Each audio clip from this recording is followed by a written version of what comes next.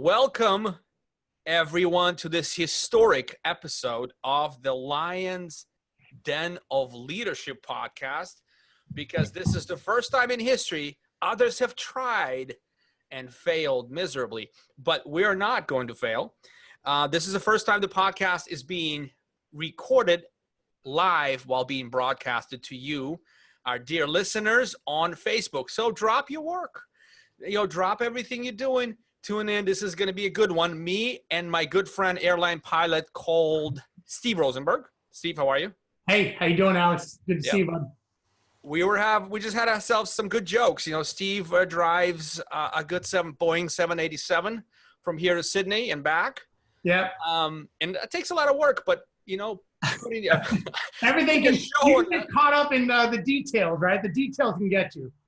But putting the show on Facebook was a monumental task that he was able to accomplish. But like finding the right destination, it worked out. Well, we don't know that because I'm actually, I'm on the other side, so I don't know. But yeah, presumably we're online. And thank you all for joining us. And I know people will join as we go, but this will be published later as it's in its entirety as usual as part of the Lion's Den of Leadership podcast show.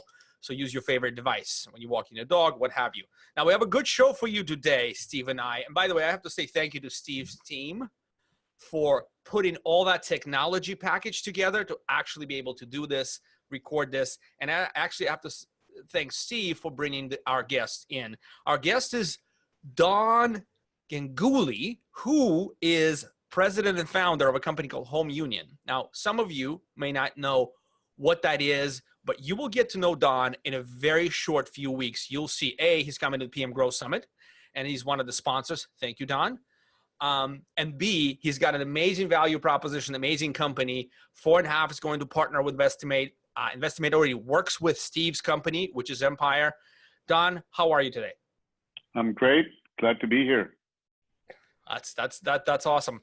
So maybe clue us in a little bit, because you and I talked more deeply over the last few weeks about where your company came from, what does it do, and how it sort of became sort of valuable resource for this industry, for our industry, which is single-family property management.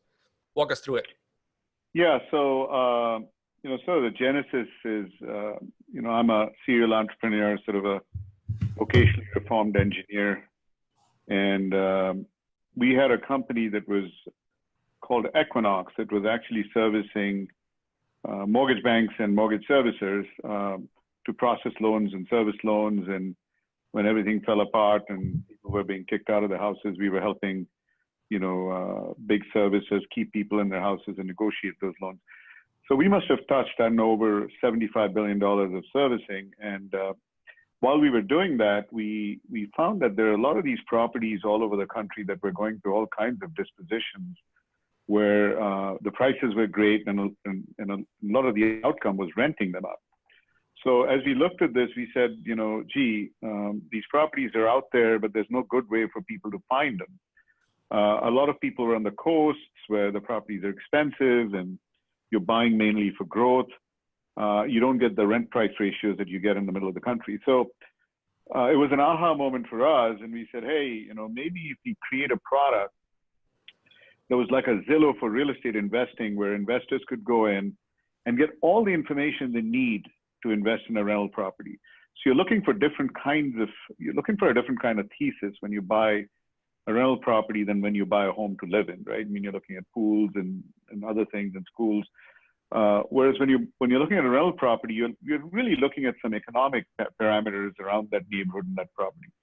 And so our thing was, hey, if you went to your wealth advisor and say, Steve or Alex, and you said, I got this much money and I want to invest it, and you went to Morgan Stanley or you went to whoever your wealth advisor was, and if they said, hey, I got all these tech stocks, I got Apple, I got Cisco, I got Amazon, I got Facebook, I got Google, where do you want to put your money in? Here's a listing of stocks. How do you want to go? And you're like, well, no, that's not what I want. I have some financial preferences. I have a risk preference. So that's not how wealth management works, but that's how real estate works. Because you go to a Zillow or someplace, you get a list of properties and you're trying to figure out okay, which one's a good investment? Let me go find the rental somewhere. Let me talk to a realtor. What does the neighborhood look like? What is that school district? Who's a good property manager? How do I put all this together? And we sort of looked at that and said, that doesn't make sense. What if we provided people the same kind of tools that they have, which they use to go buy assets in the stock market, to buy real estate? So calibrate assets from a risk and reward standpoint, provide rich data around neighborhood and renters and who the good property management companies are, and give them everything from the age of the house to what the appreciation might be, put a ton of big data behind it. And that was really the genesis of Investimate, to say that, we put this out there and investors can find this in one destination, one sort of single stop shop for all their rental property investing needs. And so that's how we got started with the product as Home Union. So that was sort of phase one of that journey. So our first, sort of incarnation of that was that we figured that, okay, these are remote investors and they may be local investors, but what they need is a full embrace. They need a wealth management solution. So we sort of got in the middle of that and said, we are also the asset managers. Here are our partners on the ground who are property managers, but we'll stay in the middle of this. And so we built this great technology platform and then offered these services around it. We did, over $200 million of transactions on the platform, but then we found that we're becoming this giant services company, running around trying to figure out why, a renter was not paying in Charlotte, and we call our Charlotte property manager, to why, some rent was lower in Houston, and it became a crazy national. We were in between us and the property manager and being these asset management guys in the middle. So we started off as a tech company and we were morphing into this other thing, a big services company, and we wanted to be one thing or the other, and it just didn't make sense for us. So last year we made the decision that, look, we don't want to be in the services business. So we took all those properties and connected our investors directly with the property management partners that we were working with in those markets. And we picked, the best ones that already had those properties under management. And we transitioned ourselves to a pure platform play. So Home Union, the company, has a website that has a brand, and investors come in looking for properties, and it is an internal user of the Investimate platform. So when we get leads from there, we have the same campaign management, same investor support organization that then finds those leads and then distributes it to our property management partners on the ground or realtors on the ground that might be, on the Investimate node to actually execute and take those over the finish line. And Investimate, the product, is now being taken out, as you know, to organizations like Steve's and others, so that, property managers who are dealing with investors, and as well as realtors who are dealing with investors, can now have a tool to engage investors to look at, investment properties and buy more rental properties. So I have, and I'll stop here, but I have a very simple analog. So if you are if you're a realtor and you're marketing in a certain patch, wherever it may be, San Antonio, where you live up in the Bay Area, Alex, or where I live down in LA, one thing they need is an IDX feed to the local MLS. They're not going to be able to sell anything if they don't display properties. So they display properties from their local patch in the MLS, and that's how they engage investors, and they send investors, properties, not investors, home buyers in this case, properties that they like, and the home buyer says, I want to buy this or that, and give them a buy box. So this does for property managers what an IDX feed does for realtors. So if you're a property manager in a particular market, then Investimate connects to that MLS feed in that market in real time and allows, and then we apply a whole set of filters to make sure these are investment grade properties, attach all the rich data. And so when your customer or potential investors come to you, they now have this website, which is sort of a Netflix of investment properties of different categories. You got new construction, you got, multifamily, 1 to 4 units, you've got rented properties, you got all of the above. So, so what we're doing, our goal here is to give property managers a tool to engage with their investors and sell more properties. Most property managers are a little bit lower in the food chain. So the investors already bought the property, and then the property manager puts their hand up and says, hey, I'm the best guy in San Antonio. I'm the best guy in Houston, I'm the best guy here. And they're there with 10 other guys who are also saying they're the best guy, and whoever's got the best marketing, PPC, content that they're pushing out, engagement that they're doing, they're like the ones and saying, I'm the best one. And then you've got your metrics and your performance that speak for you. But you're already after the deal happens. You haven't partnered with this investor higher up in the food chain. So I got a question. That's a lot to unpack. That was a lot to unpack, Don. Go ahead, Steve. Yeah, that is. So one thing I guess my question is when you're dealing with people on multiple levels of different states and different economic climates and everything, and different level of investors, right? You've got some that are brand new, and then you got some very experienced. How do you homogenize the training, the education of the investor, or do you even get into that world to help the property management company educate that client to understand how they build wealth by multiples? Or is that just something that you're assuming they already know because they're already in the game? No, that's actually an excellent question. And what works against this is that you've got, all these real estate gurus that are out there saying, you can buy 5 properties with no money down, and here's how I made my first $1 million flipping properties and doing all these other stuff, and I had no money starting out. And we know that to buy a good rental property with some good characteristics, you need a certain quantum of capital, you need a certain corpus to be able to do that. So we actually make that very clear up front. So the site itself, if you look at the parameters that we're putting out there, we are, first of all, telling people, here's the quantum of investment you need for a particular property. So the expenses are upfront and clear. So you need this much for down payment. You might need X amount for rehab. You've got some closing costs. You've got, some vacancy costs initially. So have this much money. You expose data to them. You expect data on what the acquisition would take on this particular property, right? Yeah. So we lay out, the site lays all that out, right? So it lays out all, so it's not like, okay, I'm going to buy a property, $150,000. I've got 20% down. I only need 30 grand and I'm up and running. That's not the case. So we go in and say, yeah, you need that. Then you need these other expenses, and you should really have this much money if you want to invest in this property. And oh, by the way, after you've invested, unlike the stock market, the problem with real estate that most people get sideways with is when your stock portfolio takes a dive, you feel pain, but you're not writing a check unless you're a short seller. When you have vacancy, you may end up writing a check if you have a loan.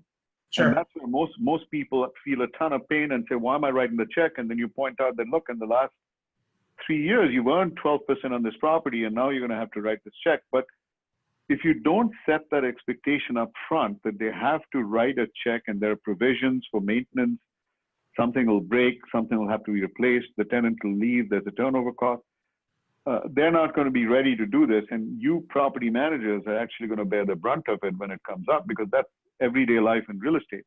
So what we try to do in Investimate is put all of those expenses in a detailed financial calculation right up front in the financial details. And our investor support groups, when we engage with the investors, one of the things we do is take them through that financial detail place. And we say, here's what the rent is expected to be. Oh, by the way, the final verification of the rent is when your property manager actually goes through that property and does the due diligence. Why? Because 2 homes next to each other may be completely different. It's very heterogeneous.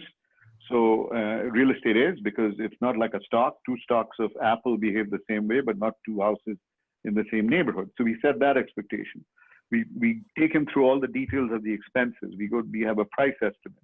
So Don, this sounds, sorry to interrupt, but this sounds like this is a classical, interesting discussion of a technologist versus operator, right? Here's what the operator is saying, Steve.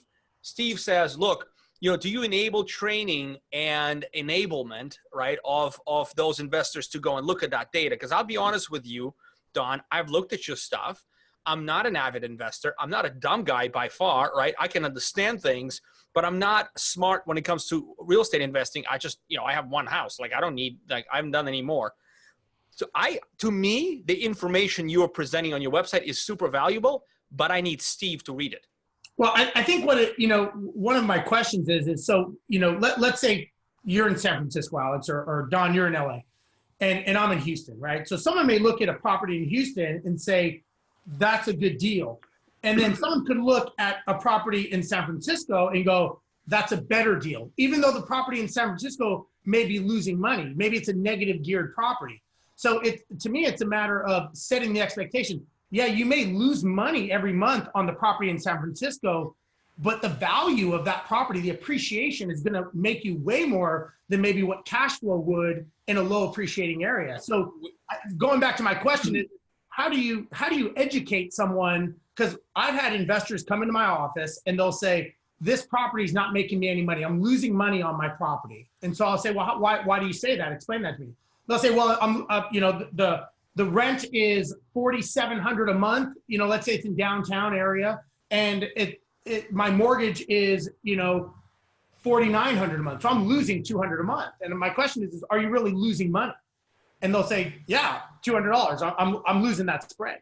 You may be losing that spread, but you're in a highly appreciating area. If that property goes up even a percentile or 2% more than it does in the suburbs, and now that property in 10 years is worth $1 million, as opposed to something that goes up 250,000, you may have lost on the cash flow side, but you didn't lose on the appreciation side. And to me, that's the education that I think a lot of people are missing when, again, like Alex, if you were having that conversation, you would say, man, I'd lose my butt doing a property in San Francisco. Well, if you can withstand the negative gearing, you'd be fine. You'd actually come out ahead by being able to do that. And but so I that's need Steve. So Don, one second. I just need Steve to tell me this, because look, what happens in San Francisco, and Don, you know this, right? In 12 months, 3 unicorns are going public, like IPOing, right?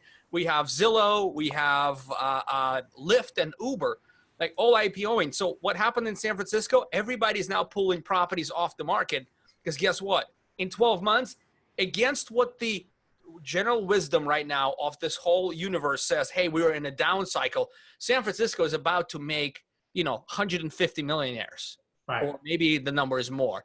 But the point is, like, there's these local events and stuff. So Don, I just want to let you address this. I guess this is just a lot here to address. No, look, the way we look at this is there are two aspects to investing in real estate. One is data, and the other is boots in the ground. And you guys are the boots on the ground. So you can't invest in real estate without having hyperlocal knowledge of somebody that's going to actually do a deep dive and do a proctology exam on that property, right? At the end of the day, if you're going to buy it, somebody's got to look deep down inside. So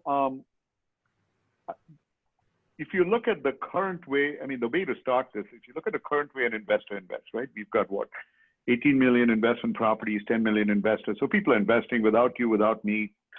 They're doing it today. What do? They figure out something they're going to buy in a particular city. They go to Zillow, they look at some numbers, they look at a neighborhood, then they call their realtor and say, I got $100,000 that gets me into a house of roughly $300,000 to $400,000. I kind of like these neighborhoods because of my, tribal knowledge of the area. What are the rents going for? I go to a couple of different rental sites. It seems like it's between this and this. Can you show me these properties? So he goes, sees the property. He's got a spreadsheet. He then puts it in the spreadsheet, compares them, say, this one makes sense. Let's make an offer on this. This is how real estate is bought today by investors. Yep. So let's just take that same process and put it on Investimate and say, what do we do in Investimate? First of all, you can come on Investimate and you can look on any neighborhood, any location. So I can say, I want to look at this zip code or that zip code. You can say, I only want to look at properties that are newer than the year 2000. You put that in. You might be a big guy that's a hack for school districts. And you might say, I only want to look at school districts that are higher than 7. Put that in. Then you might want to say, I only got $100,000. Put that in. But how do you build the investment thesis? See, Don, for guys like me, for people like there are experienced investors, and they may already have relationship with property managers, but they don't, because property managers don't have the tools like Investimated today. They're not activated or enabled. But how do you put the investment thesis? So this is all data that's on the site, right? So we're just asking you to input that. So we built, and we didn't discuss this is the technology part, we built a big data platform based on 110 million properties, the entire U.S. housing stock, 20 years of transactions, 200,000 neighborhoods. We have an initiative with UC California here in Riverside where we collect over 9 million pieces of rent. We have crime data from FBI. We have school data. So there's a ton of stuff that goes into our models when we build these models. And what we're trying to do is a risk-reward calibration, right? So the question is, am I going to buy Apple stock at $800 with a certain risk profile? And if I got $4,000, I'm going to buy 5 units of Apple stock, whatever it's doing today. Or am I going to buy something like, else for $70 and I can buy 12 units of that? So what we've done is we've calibrated all the neighborhoods from A through D. And we're not in D neighborhoods in the system. And a C neighborhood is like a C bond. It's a little bit more volatile. It's got a higher return. It's got a lower quantum of investment. And to Steve's point, it's got lower growth. And A neighborhood is a higher quantum of investment, higher growth, and lower return. So if an investor is invested in stocks and bonds, they understand this language. Am I looking at a high interest bond, a high dividend stock? Am I looking at a growth stock? Am I trying to buy Lyft at $70 and hope it's going to go to 200? Or am I buying, AT&T, which is going to give me dividends and not go up too much? People get that. But there's no way to take that lever and apply it to stock, to real estate. And that's what we're giving people. Saying, give me your risk, give me your quantum of investment, give me your location, give me anything else that you think is important to you, and I'll give you a set of properties that match that. So at the core of it, it's a set of properties that match that. And then that same person who is running around and getting all the data can dive into each of these properties as a second step and say, let me analyze the rent. Oh, the rent comps are right here. The rent model is right here. Let me analyze the neighborhood. Everything about the neighborhood is right there. Let me analyze the renters. What the renters make are right there.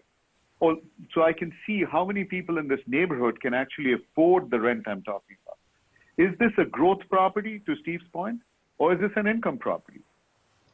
If it's an income property, then don't expect a lot of growth. You're going to be in a neighborhood that's a little bit more volatile but high return. If it's a growth property, don't complain to me being upside down on your payment, because that property is growing a lot faster. So if you have money, and Steve, you're making this exact point, if you have money, the appreciation over 5 years is going to take over your cash flow by many, many multiples. But then you have to be in a certain neighborhood with a certain price point, and you have to be able to weather the negative every month. And you may be at a point in your life where you need the cash flow. So that's not a property for you. So all those decisions, we do two things, right? All those decisions are very simple, upfront and center in the product. Then we have an investor support organization, which speaks with these investors to help them use the product and hone their preferences, because we just don't let the product go out because of these questions. It's not like buying a house. There are a few things that people need help with. So we have an investor support call center that says, hey, Mr. Such and Such, Mr. Smith, you came in here looking at it. How can I help you? And we take them through a 15 to 20 minute demo and say, if they're looking for something, then we actually show them how to look for it and get them going. So that's how we answer that question. Alex, I think an easy kind of to dumb it down, maybe for you and I, it's like Monopoly, right? Buy 4 houses, trade it in for a hotel. I mean, basically that's what you're doing, right? You're buying 4 houses and then you would trade it up for something bigger. I don't think you can trade on the platform, right? Conceptually. Well, you can, the platform has today 120,000 eyeballs on it, right? So if you have a property to sell, there's probably someone at the other end, if that property has a good return profile, then someone would buy that over buying something, then getting it rented. So rented properties actually have the highest velocity in this system. But again, the property has to make sure. So if Steve's selling something, or let's say Empire, one of Empire's customers is selling something. That property goes up on Investimate as a rented property. Steve's been managing it. It's been going really well. It's got a good return. That's going to be a highly desirable property to another investor on the network, because. And why change property management, right? Yeah, why change property management? It's like an investment manager, right? This investment manager has been managing this portfolio for a certain return. Now I come and give you that portfolio, Alex, and say, hey, Steve's been managing this for me for 8%. Do you want this portfolio? And you'll buy it all day. Now, obviously, if the return isn't good, that's when the investor has to say, go sell it to a homeowner. But if the return profile is good and the property does well, Investimate is a great place for Steve to actually keep that property management and have another investor buy it. So you can trade, but the caveat is, the property has to fit the trading parameters. It's got to compete with something else out there that, is better or worse than it. Now, I will say, full disclaimer, Alex, that we actually have had clients do the transaction just like he's talking about with us. So what he's saying actually it does work, because we're seeing it on our side, and we very recently have signed up with you. So I know just from hearing from my realty side is that the model works. Now, I guess my second question on that is, let's talk. I'm curious about the business in the sense of how do you protect something like this from an Amazon or a Zillow from coming in and saying, basically, you've collected a lot of data from a lot of different sources. There's some algorithms, smart people. We have smart people. We're just going to take that business from you. How do you protect something like that is my question. It's like anything in life, right? It's focus. So Zillow is focused on home buying. We're focused on investing, and you're doing a deep dive on investing. Every transaction we do gives us more information.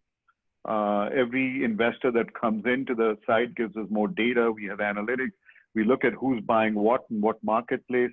The platform very soon is going to have an ability for an investor to put in their preferences. So all the stuff I talked about, you'll be able to put in your preferences. And every time a property similar to that pops up, you'll get an alert and you'll get that property. So those are some non-trivial things to do. I mean, this is not, this took us, almost 2 years to build and cost north of $20 million. So, I mean, there was a fair amount of venture capital that went in to build this thing. So can anybody do it? Yeah. I mean, yeah. So is your point of difference is that you're going after a different target. Your target is the property management industry, which is kind of virgin territory in this world, because I know that a lot of people, not many people even know. I mean, it's one of those things that I've noticed from my side, and I hear in the chat rooms and the other things, the groups, property managers are great at property managing. They're great operators, but selling is not necessarily their thing. And they have a hard time understanding the selling concept, that if I can get that client to buy another property or 2 properties or 3 properties, my acquisition cost keeps going down because I've already acquired that client. So they want it, but a lot of them just don't have that mindset of marketing to the current clients. And look, it's also the how, right? It's also the actual marketing and putting together the program. Yeah, and having the realty division to get you the properties and go through the transaction. So there's a whole litany of things that you have to set up this infrastructure to make happen, which it's kind of in a box, Alex. It's kind of like 4.5, right? You want 4.5, you want someone to market for you. You hire your company, you're kind of done with it. You don't need to learn marketing.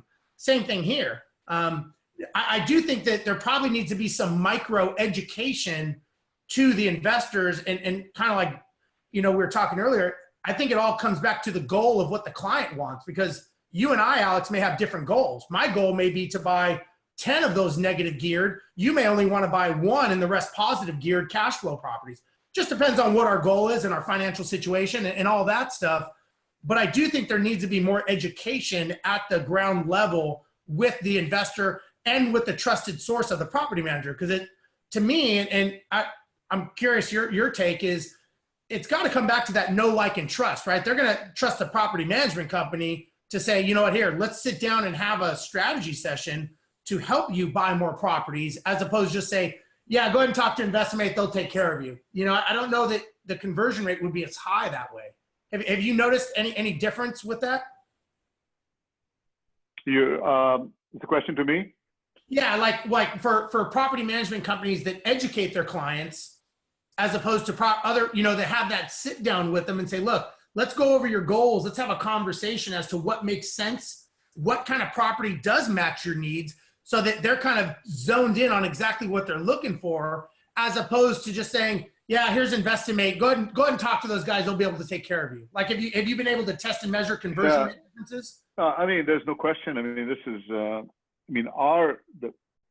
as a business, for us, the readiness of the property management company is paramount. That's why, companies like Alex is, I think, are critical, that are raising the awareness within property management companies to say, I need a mechanism to engage investors. I need to be able to find my own leads. I need to be able to have a dialogue with my investors over the long haul. I think what most people miss, and I'm just going to digress for a quick second and come back to your question. When a home buyer is ready to buy, when you and I or Alex are ready to buy a home, you have a time frame. You're ready to do that, right? So all the realtors are like a bunch of, aggressive, salespeople that have to get that person at the point of purchase, right? Because if you don't, the other competitor is going to do it. Sure. Bunch of technology that's saying, grab that lead the first 10, 15 seconds after they register because you get the lead. The investor is a very different, animal. The investor doesn't wake up and say, hey, today I'm going to buy 2 rental properties. And if I don't buy it today, boy, it's going to be a bad day. So they are, they'll buy something when they like it. So it's sort of more of a slow burn. They'll say, I'm in the stock market. This seems to be going all over the map. I should diversify into real estate. Let me start looking. And when I find the right thing, I do it. So it's a journey. So if you don't have a way to engage with that investor over the long haul, they're going to buy today, they're going to buy tomorrow. I mean, at Home Union, by the way, we find that people that had registered on the site 3 years ago suddenly put up their hand and buy. I'm not surprised. Because the timing is right? Because we've been nurturing them and they've been receiving our email. So going back to your question, Steve, there's got to be an awareness of how to engage with investors. It's not like, gee, I have this great property today, are you going to buy?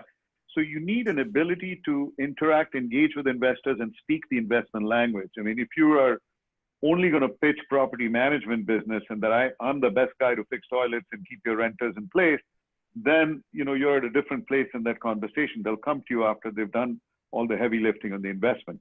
If you have a sales organization like you guys do, that's what's needed in some fashion. Now, some people don't have it. If they don't, it's a little bit tougher of a road to hoe. And they need a partner realtor of some kind who can take that investor over the haul.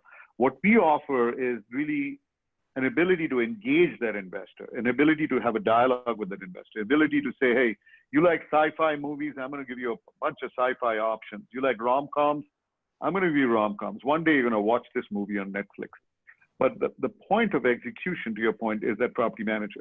And they need to be able to, engage with that investor to go with that last mile and deliver that property and know that this is a long-term engagement. We provide all the tools. We're doing the campaigning. We have the investor support. We do all of that. We're like the Netflix that's sitting on your website, but you've got to do exactly the pieces that you're talking about, or otherwise you're not going to engage that investor. And you got to recognize it's a journey. So 100%. Let's talk about two things, Don. Steve, sorry, readiness and money. So I think the listeners who are still with us, like they're, if it's later, they're listening and recording, there might be, finishing their dog walk. It is on iTunes, so you can download it on iTunes. Just correct. Give us a rating, by the way. Yeah, and then so two questions. Like they're sitting right there, and they're like, "Hey, I want to hear this before I walk home and engage in my life."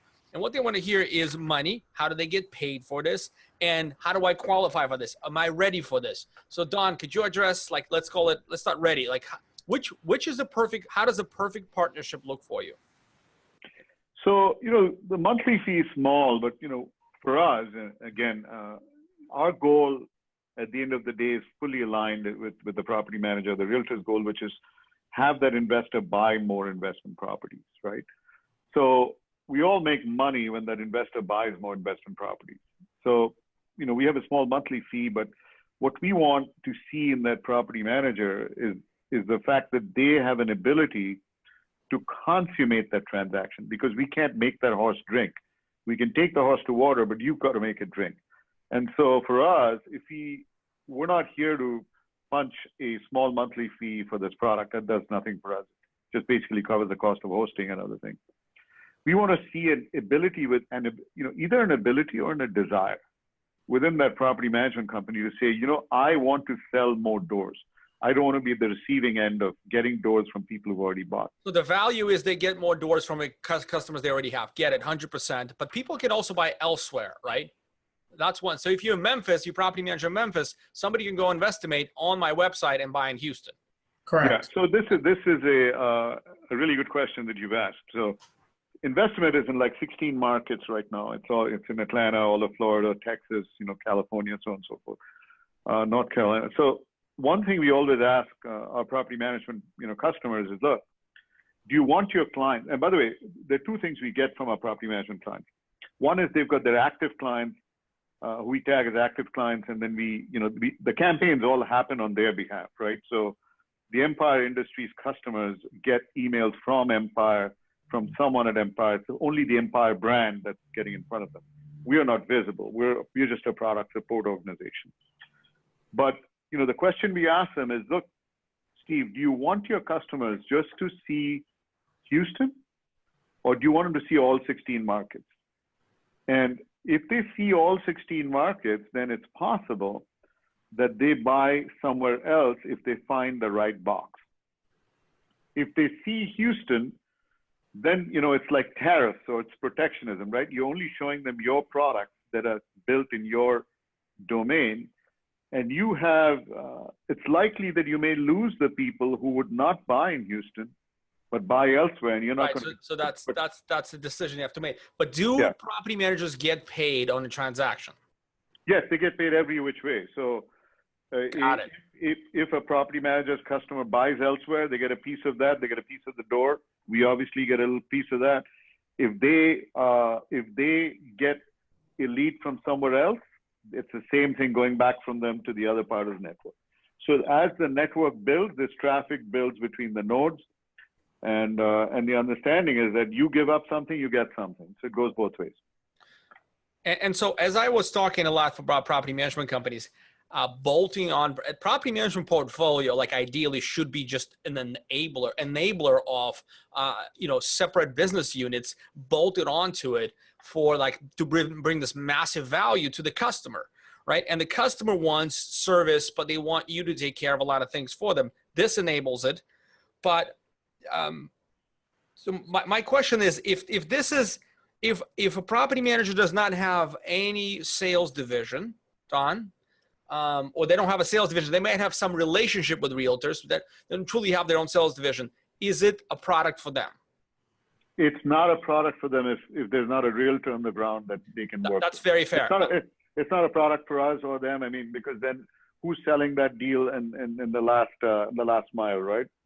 So you got to have either a realtor in-house or a realtor you're working with who we can train on the system and who would actually do the transactions.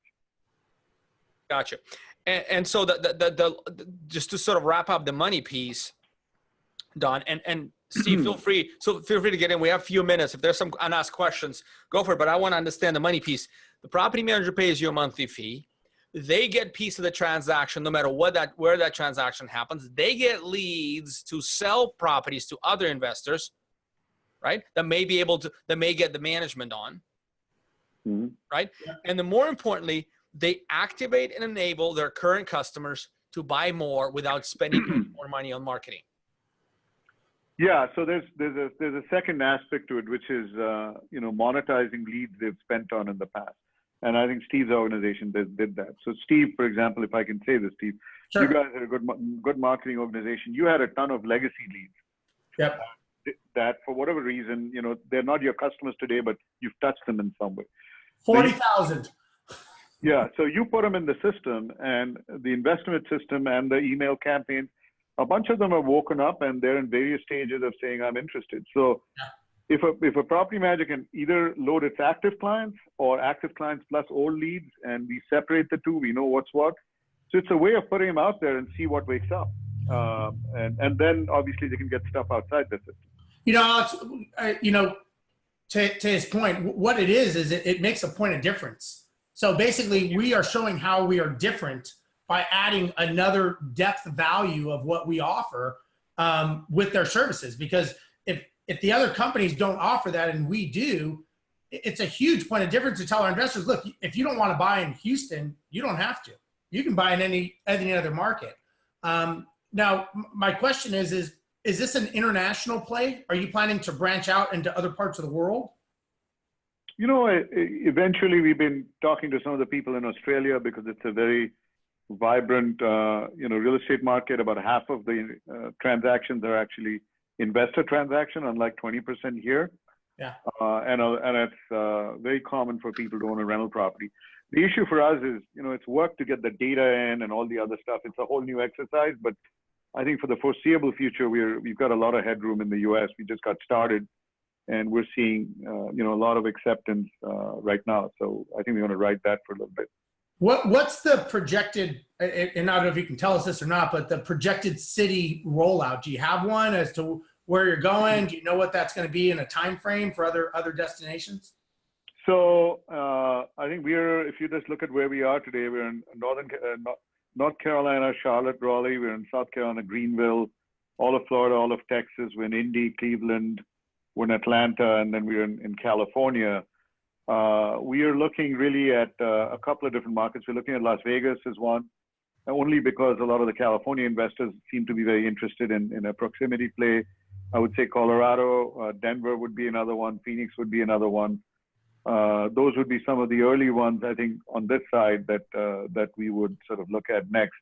And then Oklahoma seems to be one that we're working with some PMI franchises that are in Oklahoma, and PMI is sort of rolling this out to some of their franchisees. So we might be driven in that direction from there. But those are sort of the next few that we're looking at. And it's for us.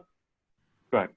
Is there ever a play where you roll this up with some other services that it's kind of like a bundle package for people? Because, everyone, Alex and I have talked about, there's a lot of these bundle packages, where you've got the property melds and the citizen home solutions, and you got all these different things where it all kind of works together. Is there ever a play like that with other? Yeah, we're doing this with Don. So we're talking about exactly rolling into the 4.5 services and rolling out to our client population with the key value proposition that 4.5 will put on top, right? As you said, value package. So yes, I'm sure. I don't know about 4.5. You probably have other plays that you're working on, Don. No, but I think this is the first one, and for everything that I just described, to make that property manager aware and marketing smart is a key component of plugging the solution in there, right? So that's why 4.5 makes a natural partner, because 4.5 is trying to make that property manager more successful from a marketing engagement standpoint. And this is one tool that allows them to do that. And for us, that's valuable is because if they become aware and do all those other things, then this fits in. If we show up and they have nothing going on, the burden's a little bit more on us, because then we've got to get that realtor trained and a few other things going on. It can be done, but it's much easier with a partner like 4.5. Right, because we walk in, we leave with education. We know which clients have real estate, arms. We know who are more ambitious. We know, and then we can roll out to them, and they'll raise their hand. In fact, once we roll this out, and look, getting more customers, more properties from the customers you already have has been what everybody else wants, but nobody seems to have real solution for your customer marketing. Steve, what do you guys do? Like, I'm just curious, Steve, like, what do you do to market to your own clients right now? Well, it's funny you say that. We use Investimate now, but up until this, it's a message problem. So I'll give you an example. Pete and I have had the discussion where last year we brought on 450 doors, right? Organically. We didn't buy any. These are all brought in, but we didn't close 450 new clients on new properties. So when we would talk to the investors and we'd say, we can help you make future acquisitions, the first thing they would say is, oh, I didn't know you guys did that. To me, that's a messaging problem. So we have a marketing problem to let them know. They knew enough to find us after, so they knew enough to find us on step 2, but they didn't know enough to find us on step 1, and let alone other investors that would purchase more properties. Because the reality is investors don't get into real estate to buy one property. They know that's not the road to wealth. It only works in multiples, right? So you've already established the know, like, and trust with the client. Life happens. They get busy. Yeah, one day I'd like to buy another property. But if there was a conduit where you called them up and said, hey, would you like to increase your net worth, double it without even lifting a finger? We can help you with everything. Who wouldn't want to do that? Because they got into this industry, they got into this sandbox to get wealthy. And they know it's not going to happen with one. If you polled all of your clients out, Alex, and said, how many of your clients think that they're going to get wealthy with one property? None would. But you know, the average investor has 1.6 properties that are managed by property management companies. Can I say something? Yeah. I think you guys froze here a little bit. Can you hear we me? can see you fine. It's just our faces. Yep. Just mesmerized. Yeah, we shocked him with our value. This is good. Yeah. Maybe Don is froze up. We'll give him a second. But I think we need to do sort of a wrap on this one. I think what I want to say is, for those who are listening, and Don, we'll have you on in just a second. The PM Growth Summit is next week. If you didn't buy a ticket, everybody who's anybody going to be there. And just go look, pmgrowthsummit.com, click sponsors, see who is showing up. They're companies you've never heard of, because this industry is hot, it's interesting, it's exciting. You don't want to sit on the sidelines and watch Facebook updates with people who are there learning, networking, connecting. You want to make friends with Steve. All you got to do is come up to him and say hi. He's a friendly guy. You know what I mean? You can do all those things. PM Growth Summit is the way to go. We still have, I think, 8 tickets left. It's a shame that we have. It's going to be a good event. It is going to be a good one. I'm excited about it. There's going to be there's some good players, some good speakers. It's in Austin. It's going to be fun. It's going to be a good time. PMGrowthSummit.com. Go get yourself a ticket. Don, what were you going to say? I was going to say something before I got frozen out here. The point you just made on multiple properties, if you look at the system, you'll see there's a portfolio builder. And somebody asked us during a demo yesterday, saying, why do you guys have a portfolio builder? And we said, because real estate is built in portfolios. You don't just buy one. And so the entire system has an ability to search for one or build a portfolio. Now, I'll tie something back that you also said, Steve, which is, I can buy a property for yield, or I can buy a property for growth, right? Appreciation. Once I have them tagged and I have the risk levels tagged, you may have bought one property for yield, and now you want to buy a second one, and you can start having a discussion saying, hey, you already got a yield property. Maybe the second one should be an appreciation property. Maybe the third one, something else. So when you look at your overall portfolio, you may be upside down on a couple of them, but a couple of other ones are actually making more money, and overall you're okay. The system allows you to build it in that fashion. So that's one of the things. I mean, we've catered to exactly that sentiment, saying, hey, don't come search for one property and get one property and go out of here. Think of building a portfolio. You might just buy the first one today, but how are you going to think about buying the second and the third and the fourth one? So the same way as you build your stock portfolio, right? You don't only buy risky stocks.